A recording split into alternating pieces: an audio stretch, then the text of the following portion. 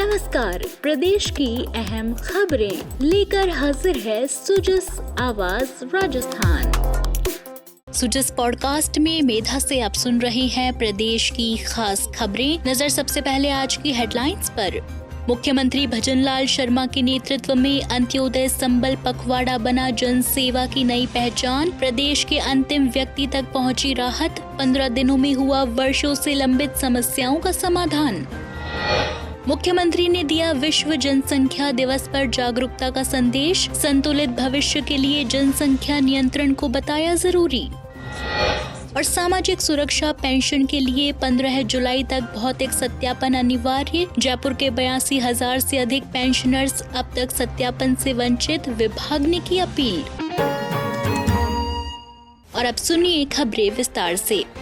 प्रदेश में सेवा, सुशासन और जन कल्याण को नई दिशा देने वाला एक बड़ा महाअभियान पंडित दीनदयाल उपाध्याय अंत्योदय संबल पखवाड़ा प्रदेश भर में सफलता की मिसाल बनकर सामने आया है। मुख्यमंत्री भजनलाल शर्मा के नेतृत्व में ये पखवाड़ा 24 जून से 9 जुलाई तक आयोजित किया गया, जिसका उद्देश्य था अंतिम व्यक्ति तक योजनाओं का लाभ पहुँचाना और वर्षों से लंबित समस्याओं का तुरंत समाधान करना। लक्ष्य अंत्योदय, प्रण अंत्योदय, पथ अंत्योदय के संकल्प के साथ मुख्यमंत्री ने खुद कई जिलों का दौरा किया, जैसे बालोतरा, जोधपुर, कोटा, खैरथल तिजारा, चूरू, बीकानेर और सवाई माधोपुर। मुख्यमंत्री ने इन जिलों में लगे शिविरों के माध्यम से आमजन से सीधा संवाद कायम किया और योजनाओं की प्रगति की खुद समीक्षा की। राज्य सरकार के अंत्योदय संबल पखवाड़े के माध्यम से गाँवों में वर्षों से लंबित राजस्व मामलों का रिकॉर्ड स्तर पर निपटारा हुआ। राजस्व विभाग ने 60,716 सीमा ज्ञान, 1,32,000 से अधिक नामांतरण, 26,858 सहमति विभाजन और 31,000 से अधिक रास्तों से जुड़े विवाद सुलझाकर आमजन को राहत दी। इस दौरान बिजली और पानी जैसे बुनियादी सुविधाओं को भी प्राथमिकता दी गई। ऊर्जा विभाग ने 55,437 झूलते बिजली तार दुरुस्त किए, जबकि जल विभाग ने 43,000 से अधिक नए नल कनेक्शन दिए। वहीं 15,000 से अधिक पानी की टंकियों की सफाई की गई। वन विभाग ने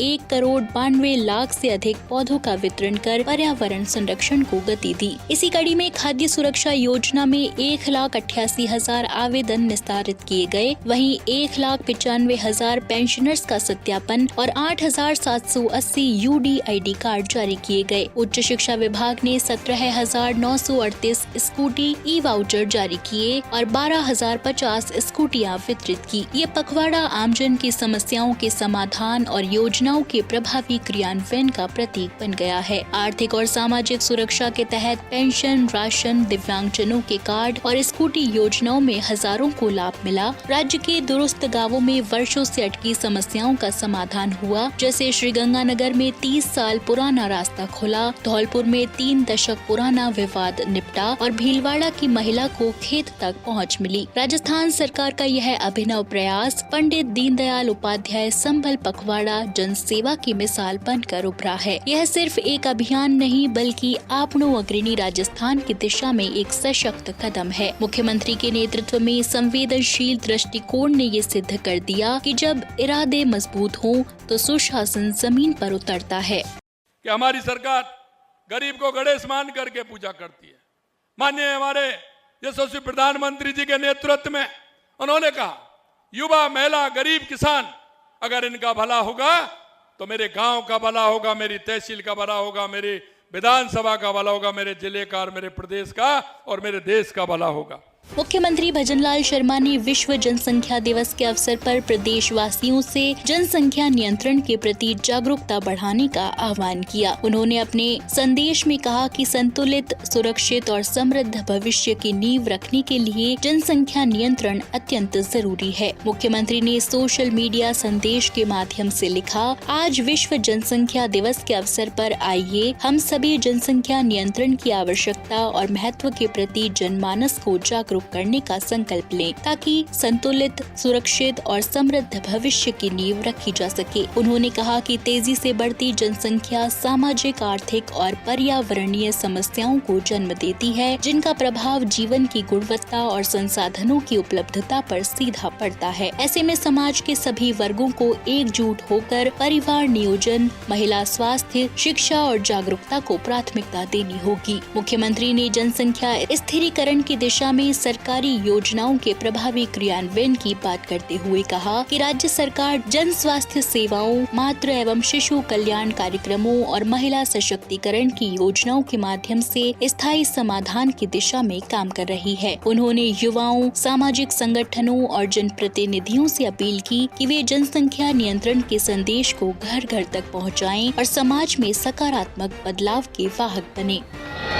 इसी कड़ी में मुख्यमंत्री भजनलाल शर्मा ने श्रावण मास के पावन आरंभ पर प्रदेशवासियों को हार्दिक बधाई और शुभकामनाएं दी हैं। उन्होंने देवों के देव महादेव की उपासना को समर्पित इस मास को आध्यात्मिक साधना और कल्याण का अवसर बताया।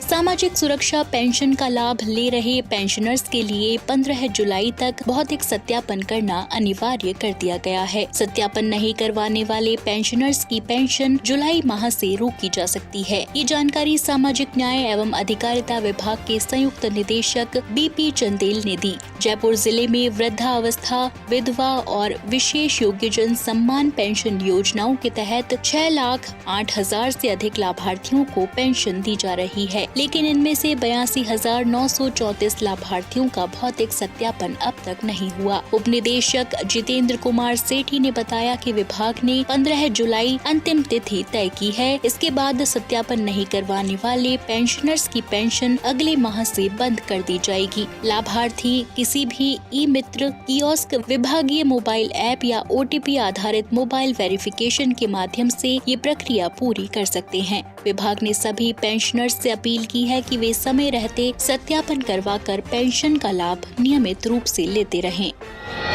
इसी कड़ी में जयपुर जिले में नरेगा श्रमिकों को साक्षर बनाने के लिए नरेगा आखर अभियान का शुभारंभ गुरुवार को गुरु पूर्णिमा के अवसर पर इंदिरा गांधी पंचायती राज संस्थान में हुआ। जिला प्रशासन की इस पहल के तहत महिला मैटों के माध्यम से श्रमिकों को बुनियादी, वित्तीय और डिजिटल साक्षरता से जोड़ा जाएगा। जिला प्रमुख रमा चोपड़ा ने इसे सशक्तिकरण की दिशा में मील का पत्थर बताया। वहीं जयपुर जिला कलेक्टर डॉक्टर जितेंद्र कुमार सोनी ने कहा कि यह अभियान नरेगा कार्यस्थलों को रोजगार के साथ साथ सशक्तिकरण का केंद्र बनाएगा। अभियान के तहत प्रशिक्षित मास्टर ट्रेनर्स ग्राम पंचायत स्तर पर महिला मैटों को प्रशिक्षण देंगे। श्रमिकों को हस्ताक्षर ज्ञान, बैंकिंग, डिजिटल सेवाओं और सरकारी योजनाओं तक पहुंच से जोड़ा जाएगा ताकि वे आत्मनिर्भर और सामाजिक रूप से सक्रिय बन सकें।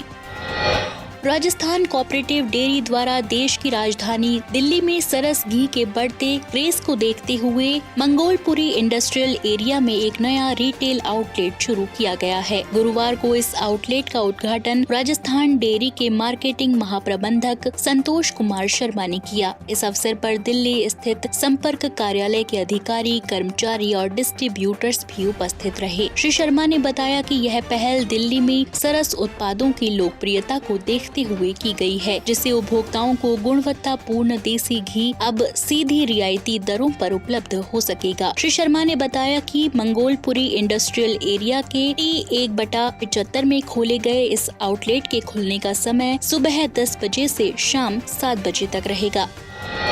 और चलते चलते बात मौसम की। राजस्थान में मानसून की सक्रियता लगातार बनी हुई है। पिछले 24 घंटों के दौरान राज्य के कई हिस्सों में बादल गरजने के साथ हल्की से मध्यम बारिश दर्ज की गई। मौसम विभाग की रिपोर्ट के अनुसार पूर्वी राजस्थान में अनेक स्थानों पर मेघ गर्जन के साथ हल्की से भारी बारिश हुई, जबकि पश्चिमी राजस्थान के कुछ क्षेत्रों में भी बारिश दर्ज की गई। राज्य में सर्वाधिक वर्षा जयपुर जिले के चाकसू में रिकॉर्ड की गई, जहाँ पर 9 9.7 सेंटीमीटर वर्षा मापी गई। इससे स्थानीय जल स्रोतों में बढ़ोतरी और फसलों को लाभ हुआ है। राज्य के जैसलमेर जिले में दिन का तापमान सबसे अधिक 38.2 डिग्री सेल्सियस दर्ज किया गया, जबकि सिरोही में न्यूनतम तापमान 20.4 डिग्री सेल्सियस रहा, जो मानसूनी राहत का संकेत है। मौसम विभाग ने आगामी 24 घंटों के लिए भी कुछ स्थानों पर हल्की से मध्यम बारिश की संभावना जताई है। किसानों को सलाह दी गई है कि वे वर्षा के चलते फसलों की निगरानी बनाए रखें और जल भराव की स्थिति से सतर्क रहें। तो आज के सुजस पॉडकास्ट में इतना ही। मेधा को दीजिए इजाजत, कल फिर होगी आपसे मुलाकात। तब तक बने रहिए सुजस आवाज राजस्थान के साथ। नमस्कार।